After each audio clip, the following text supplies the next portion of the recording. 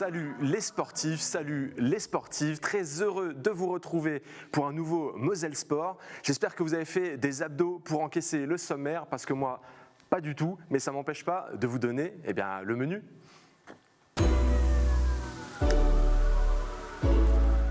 Ils ont soufflé le chaud et le froid ce week-end. Les Metz Canonniers sortent avec une belle victoire, mais également une polémique assez gênante. On y revient dans quelques instants. Suivra notre traditionnel pastille T-Foc. Les joueuses de Romain Pitou, après 4 victoires, viennent de découvrir qu'on peut retomber très rapidement sur terre, malheureusement. On va faire le point sur ce dernier match. Ensuite, on ira à Sarrebourg. Les voyages forment peut-être la jeunesse, mais le SMSH a toujours un petit peu de mal à concrétiser ces voyages. On va revenir sur la dernière rencontre face à Bordeaux. Et enfin, dans notre dernière partie, nous recevrons une invitée. Elle s'occupe de la recyclerie du sport en Lorraine. Elle viendra nous expliquer comment tout ça se passe, et notamment la boutique qui est au centre Saint-Jacques. Mais d'ici là, remontez vos chaussettes, c'est parti. Alors je vous l'annonçais un petit peu plus tôt, et on va parler des Metz Canonniers qui ont réussi à conquérir une belle victoire face à Holtzheim ce week-end, mais qui se sont aussi retrouvés dans une polémique assez gênante dans laquelle il va falloir se dépêtrer. On sort le zoom pour s'y attarder. Sans plus attendre, c'est le zoom sur les Canonniers.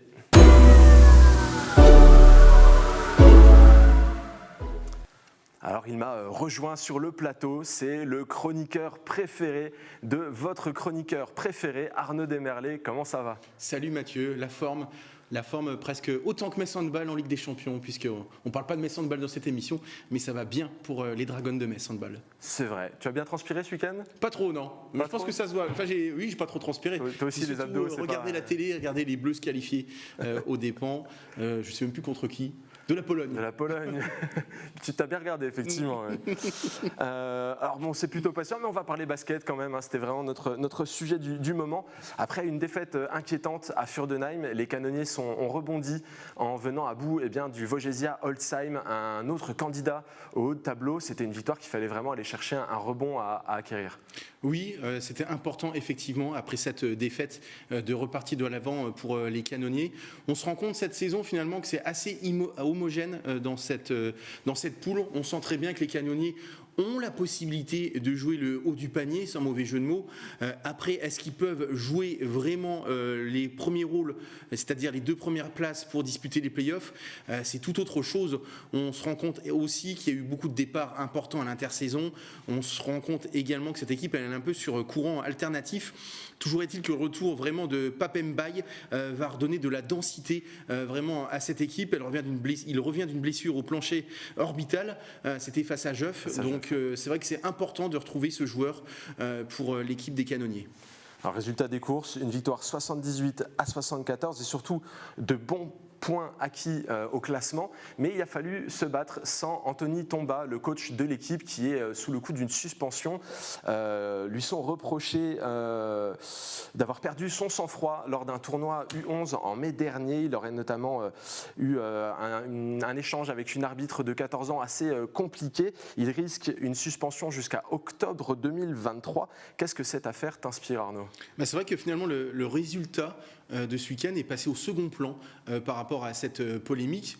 C'est une vraie polémique. On va y revenir. Moi, ce que ça m'inspire, c'est surtout au niveau vraiment de la possibilité de cette sanction. C'est quand même assez incroyable, une sanction jusqu'en octobre prochain. C'est-à-dire qu'on ne verrait plus cet entraîneur Tomba jusqu'à la fin de saison. Donc, une équipe sans entraîneur, c'est quand même problématique.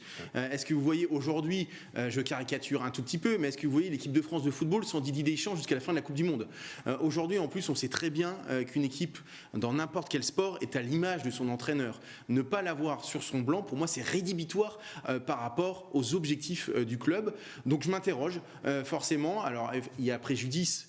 Visiblement, on va attendre la décision finale, donc on ne va pas forcément dire que M. Tomba a fait donc, le procès qu'on lui donne, mais il faut se poser les bonnes questions. Effectivement, les faits sont relativement graves, mais pour le moment, le club fait vraiment bloc derrière son entraîneur. Yossry Boualeg s'est occupé du banc lors de ce match, il est assistant habituellement. Ils ont deux profils qui sont plutôt complémentaires sur le papier, mais s'il en manque un, eh bien, c'est forcément plus compliqué. Du côté de la défense, on retient quelques éléments qui s'organisent, notamment sur les réseaux sociaux. On entend qu'en définitive, la jeune arbitre n'aurait pas entendu les propos qui sont reprochés, et on reproche également des irrégularités dans la procédure, des papiers qui n'auraient pas été datés de la bonne manière, et puis quelque part une commission qui se joue alors que les faits sont assez datés finalement. Donc rien n'est fait encore dans tout ça, il y aura des nouvelles dans les prochains jours, mais c'est quand même assez compliqué, et c'est difficile quelque part d'expliquer d'avoir perdu du sang-froid sur un tournoi U11 malgré tout. Alors effectivement, pour le moment, on aurait tendance à vouloir tomber sur Anthony Tomba sans mauvais jeu de mots, et bien, pour faire un petit peu de lumière sur ce dossier, on s'est rapproché de Bruno Blin, le président du MES-BC, qui a été réélu récemment. Ce n'est pas la première polémique à laquelle doit faire face le MES-BC. Dernièrement, il y avait aussi eu une réélection qui s'est passée dans des situations un petit peu compliquées avec plusieurs lignes qui s'opposaient. On a tenu à faire le point avec lui sur tous ces dossiers. Eh bien, on écoute tout de suite Bruno Blin.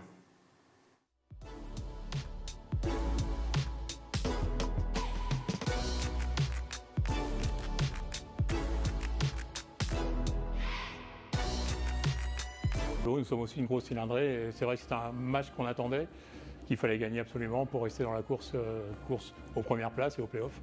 Et on a vu un gros match de basket, c'est très bien. Si on retrouve nos blessés, je pense qu'on a une équipe qui est capable de jouer. On a eu des passages très difficiles à jouer à 6 ou 7, et même pour l'entraînement c'est très compliqué, puisqu'on est obligé de récupérer les joueurs de N3 pour pouvoir s'entraîner, c'est compliqué. Mais on aura peut-être une deuxième partie de saison qui risque de nous faire plaisir.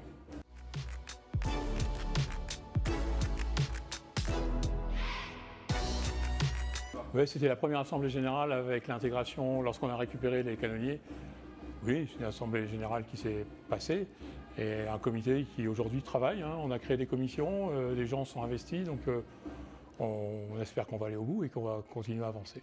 Et les gens ont envie de s'investir. Voilà, on a fait une première réunion de comité, on en fera une deuxième bientôt en décembre. Et ça avance, il y a des choses qui se passent et c'est très bien pour le club.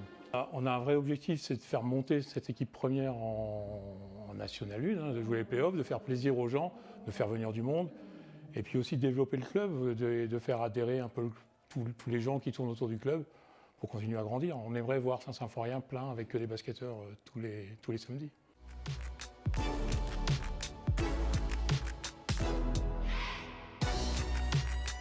Il ne faut pas non plus tomber sur Anthony Tomba comme...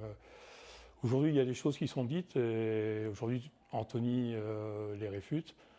Nous soutenons Anthony, on a complètement confiance en lui. On espère que le dossier... On attend l'appel, ça devrait tomber la semaine prochaine, que Anthony reprendra son poste très rapidement. Après, Yossry assure l'intérim, il l'assure bien. Mais Anthony sur le banc, c'est aussi très très important pour l'équipe. Nous, on a confiance... Alors nous, on n'était pas présents sur les faits, puisque c'est quand même un dossier du mois de mai qui est sorti au mois d'octobre, qui est traité là maintenant au mois de novembre. Nous, on a entièrement confiance dans Anthony, dans ce qu'il nous dit, et les faits qui sont lui reprochés sont pour lui de l'interprétation, et on a confiance en lui. Anthony continue à entraîner, Yossry assure l'intérim au niveau du coaching.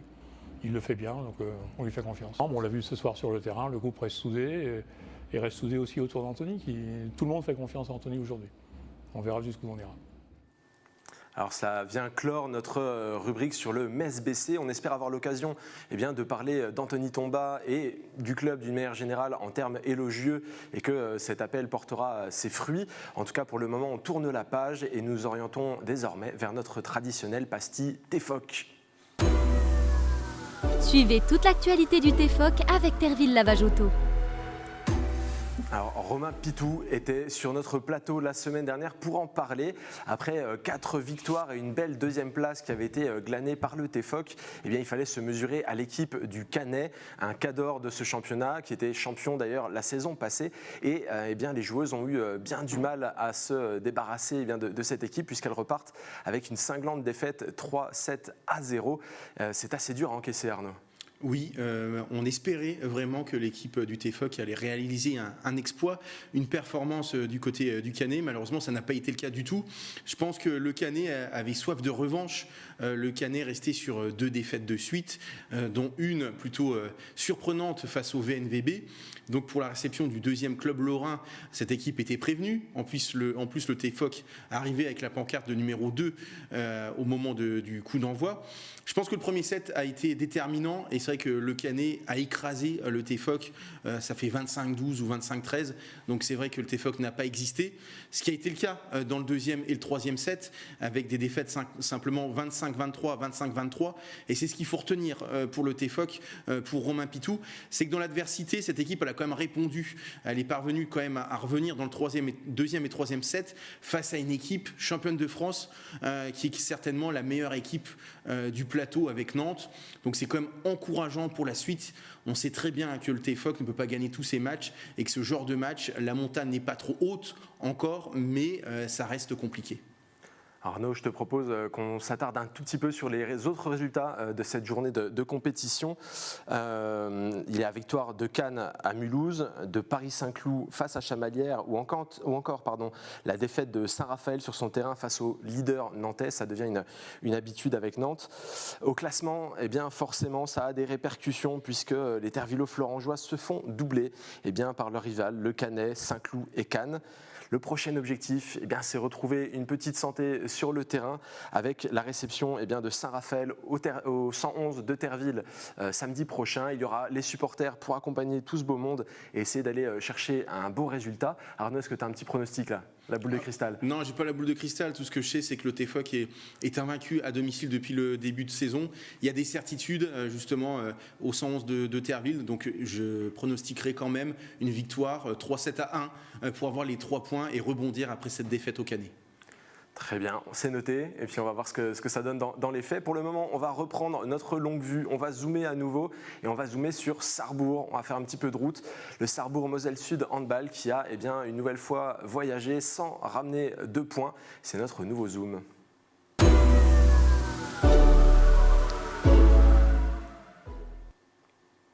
Alors Arnaud, voyage compliqué une nouvelle fois pour les joueurs d'Arnaud Calbry, mais cette fois-ci, ils peuvent revenir avec des regrets. Ça a été compliqué dans le voyage, ça a été compliqué sur le terrain, mais ils auraient pu revenir avec la victoire cette fois. Ouais, je pense qu'ils ne sont pas prêts d'oublier leur périple à Bordeaux, puisqu'avec la grève de la SNCF, ils ont fait le voyage en bus. Donc c'est vrai que c'est quand même compliqué. Alors c'était la veille, mais je pense qu'ils ont le voyage dans les jambes. C'est pas forcément ce qu'il y a de mieux pour préparer un tel match. Cette équipe de Sarrebourg voulait se reprendre après la défaite à Saran. Ça a été le cas, puisqu'il y a eu un vrai match du début à la fin, défaite d'un tout petit but. Sarrebourg a même la balle de l'égalisation lors de la dernière possession. Malheureusement, Jordan Yamjeu perd cette balle. Ce que je regrette, c'est surtout en fin de première mi-temps, au moment où Bordeaux a un petit peu la tête sous l'eau.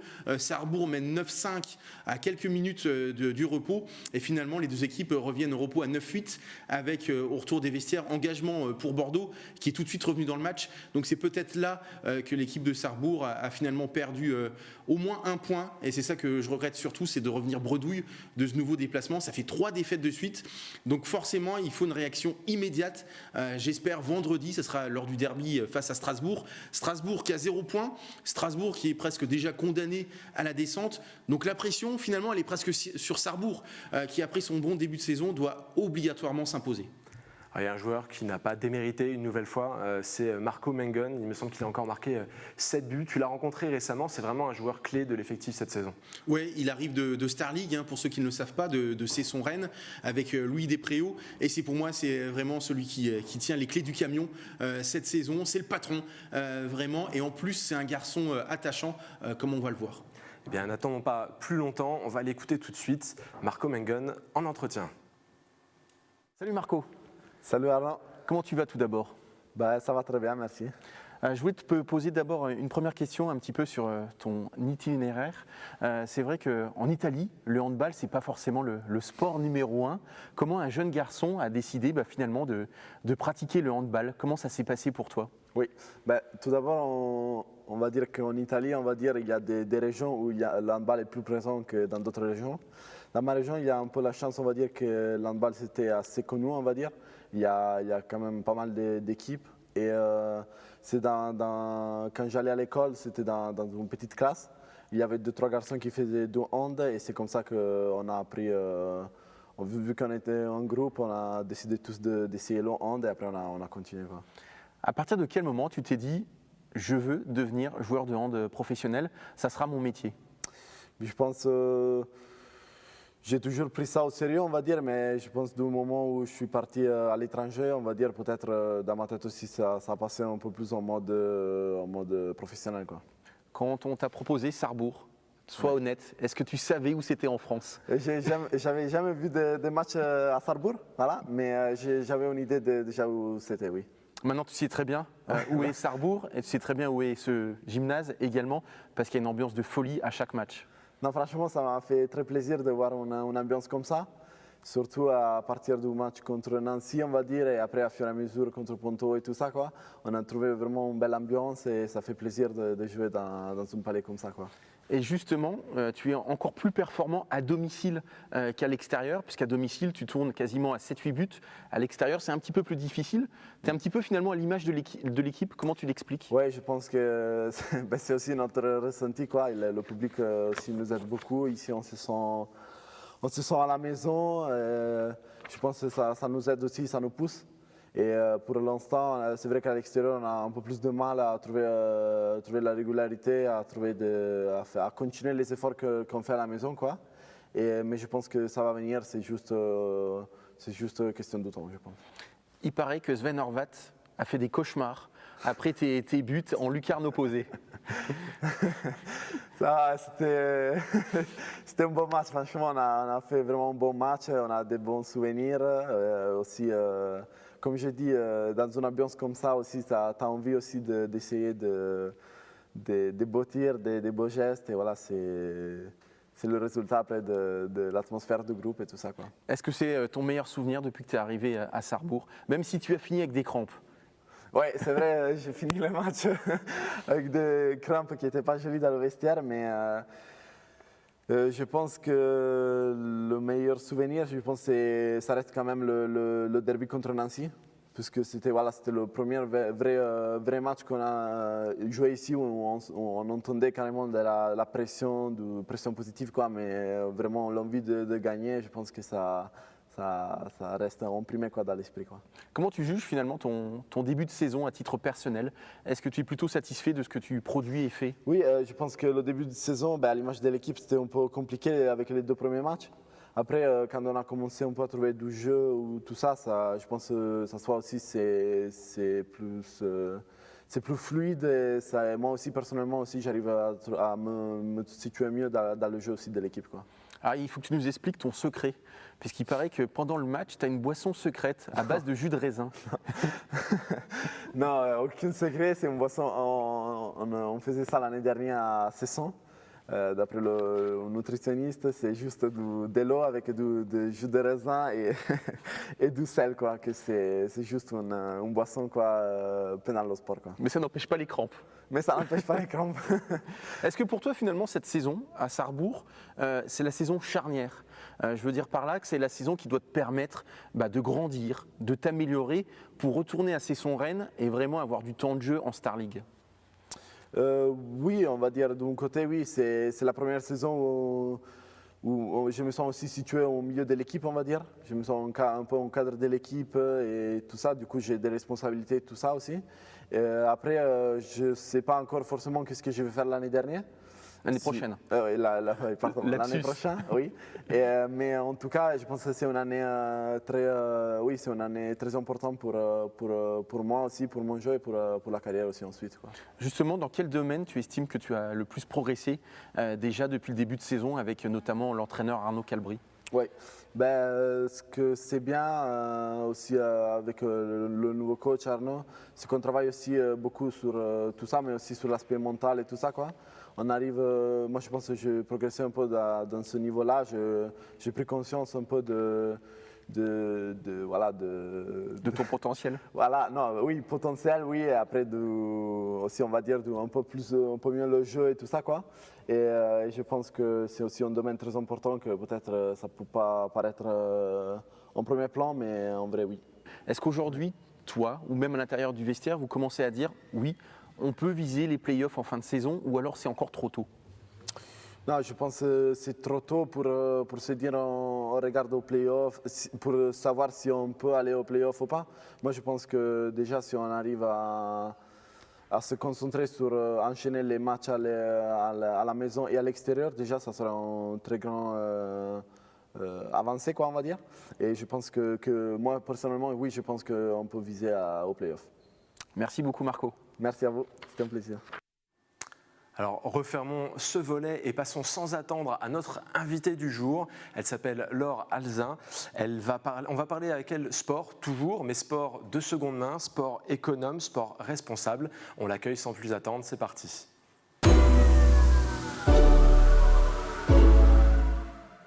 Elle est chef de projet à la recyclerie du sport de Lorraine. Aux côtés de Thibaut Grenier, elle a construit un projet ô combien d'actualité qui permet de donner une seconde vie à des objets à vocation sportive qui traînent dans des greniers, dans des placards depuis trop longtemps. Collecte, réhabilitation, revente. Elle gravite dans un système parallèle qui est vraiment quelque chose qu'on trouve de plus en plus dans l'Hexagone et qui mérite de se démocratiser quelque part. Laure Alzin, bienvenue sur notre plateau. Je ne me trompe pas trop dans le descriptif, ça va ? Non, pas du tout, c'est parfait. Alors, la recyclerie du sport, comment est-ce qu'elle est née finalement ? Alors, c'est né d'un constat personnel. À titre personnel, donc j'ai voyagé pendant 2 ans à l'étranger. Il y avait la seconde main qui était très développée. Et en revenant, je me suis dit, mince, et sur le territoire, moi, qu'est-ce que je peux trouver ? Finalement, il y avait peu de solutions et je me suis renseignée un petit peu sur ce qui se passait ailleurs en France aussi. Je me suis rendu compte que plusieurs recycleries du sport existaient déjà et je me suis dit, pourquoi pas en implanter une en Moselle. Et j'ai été mise en contact avec le Filon, qui est un incubateur pour les acteurs de l'économie sociale et solidaire en Moselle. Et donc on a répondu avec mon compagnon donc Thibaut Grenier à un appel à projet pour créer une recyclerie du sport en Moselle. Et c'est ce qui s'est passé donc en juin. On y a répondu en juin et on a été mis en contact, en relation avec plusieurs acteurs pour créer cette recyclerie. Alors, au final, c'est beaucoup d'acteurs différents qui rentrent en compte. On a entendu le Filon, il y a eu plusieurs associations, il y a eu l'AFPA également. C'est vraiment tout un écosystème qui permet à cette recyclerie d'exister ? Voilà, donc on fait partie de l'économie, ce qu'on appelle sociale et solidaire. Donc ça a été une mise en relation donc, avec le comité départemental olympique qui nous soutient véritablement depuis le début du parcours. Il y a également donc, l'AFPA qui souhaite ouvrir ces centres de formation à d'autres alternatives. Il y a également donc, le secteur public, les collectivités locales. Je pense également à un magasin de sport très bien connu en France qui souhaite également favoriser aussi la seconde main. Et puis Valo, qui est un regroupement de plusieurs entreprises d'insertion qui souhaite également favoriser le réemploi et l'insertion, et pourquoi pas à travers une recyclerie du sport. Donc c'est comme ça à travers plusieurs acteurs, tout le monde s'est réuni autour d'une table et on s'est dit qu'est-ce qu'on fait, comment on le fait, et du coup c'est Thibaut et moi qui le portons sur le terrain. Mais voilà, c'est un groupement d'acteurs autour. Alors j'ai à ma gauche par exemple une personne qui a plus de chaussures qu'il pourra en porter en toute une vie. Non, si jamais, n'abuse pas. S'il venait à vouloir s'en débarrasser de quelques-unes ou peut-être en faire profiter la recyclerie du sport, comment ça se passe ? Comment est-ce qu'on peut rentrer en contact et faire don des objets inutilisés ou qui traînent depuis trop longtemps ? Alors, à l'heure actuelle, donc, on a une boutique éphémère donc, au centre Saint-Jacques à Metz, au niveau -1. Donc, vous pouvez arriver avec votre matériel de sport que vous n'utilisez plus, nous en faire don. Et nous, derrière, on le trie, on le lave, on en prend soin, on le remet en état pour enfin le remettre en rayon et que ces articles aient une seconde vie. Alors, cette boutique, elle est là jusque quand ? Parce que c'est une boutique éphémère, donc toutes les bonnes choses ont une fin. Alors pour le moment, donc, elle est là jusqu'aux fêtes de fin d'année. Le but étant de la pérenniser dans le temps. Donc là, on est en train de voir comment on peut la pérenniser, avec qui et où. Mais en tout cas, on pense que c'est un bon chemin. On communiquera en temps et en heure sur nos réseaux sociaux, parce que vous pouvez aussi nous retrouver sur notre site internet, la recyclerie du sport lorraine.fr, mais aussi sur nos réseaux sociaux. Et on communiquera en temps et en corner, donc les actualités. Mais pour le moment, vous pouvez nous retrouver au centre Saint-Jacques jusqu'au 31 décembre. Au-delà de cette boutique, on a pu croiser aussi la recyclerie dans divers événements. On pense au Moselle Open notamment, mais aussi à des brocantes, à divers événements plus ou moins sportifs. C'est aussi le bon moyen pour vous rencontrer, mais aussi pour trouver de votre côté les amateurs de sport qui ont des choses à écouler. C'est ça, on a commencé par des petits événements pour se faire connaître, puis jusqu'au à l'Open de Moselle et au marathon aussi, qui regroupaient vraiment beaucoup de personnes.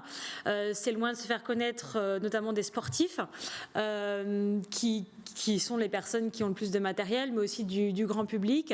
Et on veut aussi, au-delà d'être juste un magasin de sport, être aussi un moyen pour les personnes de pouvoir s'engager pour peut-être un futur plus désirable aussi. C'est-à-dire qu'on a peut-être envie de moins gaspiller, on a peut-être envie de consommer de manière plus responsable.